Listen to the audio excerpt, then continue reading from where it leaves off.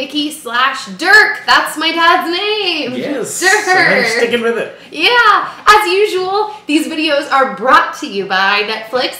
So if you use the link netflix.com/Nikki, you get a free 30-day trial of Netflix, and it helps us out because they are sponsors of our show. A lot of you guys have tweeted me when you've used like my link to sign up for Netflix, and I always get overly excited. I'm like, Dad, Sally used my link to sign up for Netflix. That's totally unrelated, but I'm obsessed with Netflix, so you should check it out. If you've never checked it out before, it's awesome. So here we go, guys.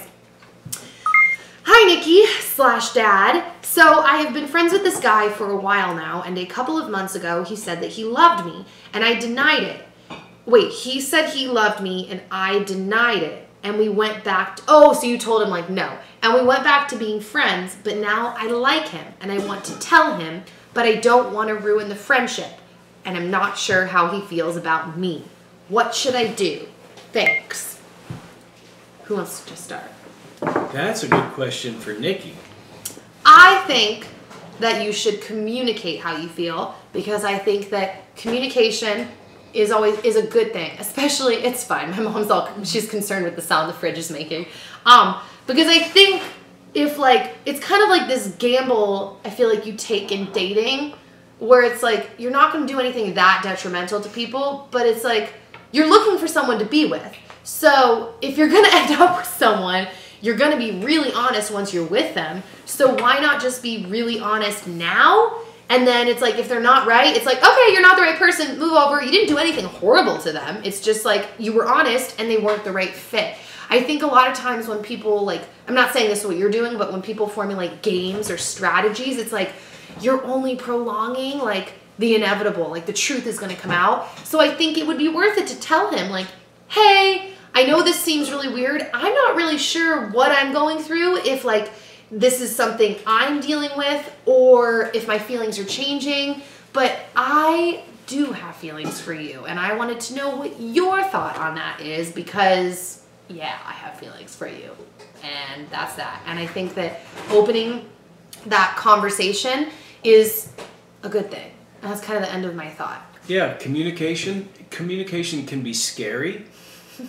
You know, and that's why a lot of times we'll put shells up and hi, you know, but communication is a scary thing, but that's what you want to, you know, that's what we all want to move towards, because ultimately open communication leads to better friendship and the deeper levels of intimacy.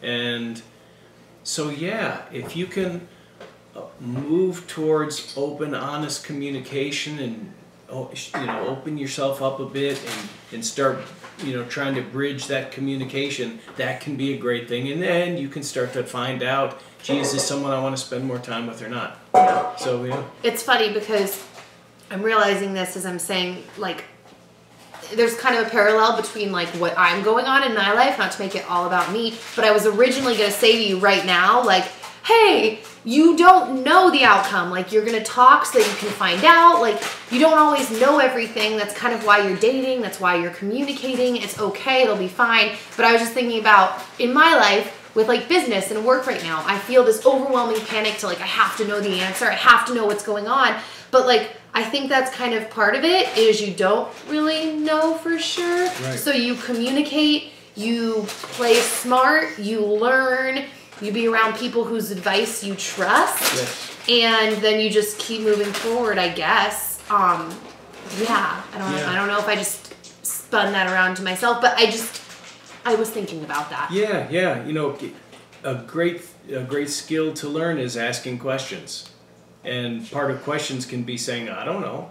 That's why, you know, Nikki brought me on here to her Ask Nikki. And I said, most of my answers are going to be, I don't know. What do you think? You know, so it's good to find out what people think, and it's good to find out what your boyfriend thinks. And so, yeah, ask questions. Yup.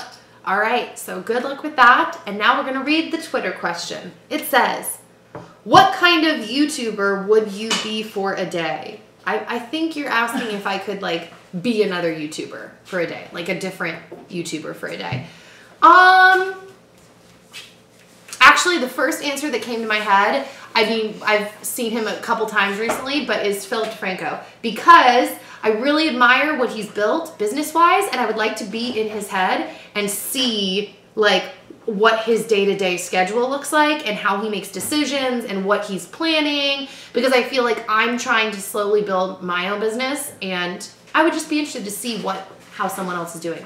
And he is very well-spoken with his opinions, and I would like to be in his body for a day. Hope that's not creepy. Yeah, I think I'd like to be Nikki Phillippi. Oh, gee! That's creepy. Because we've watched her from ground zero, and we've seen the courage of her and Dan, her husband, seen the courage in their thinking, their courage in their actions, how they go deep, and how they take a stand for what they believe in with love, but they take a stand in what they believe in.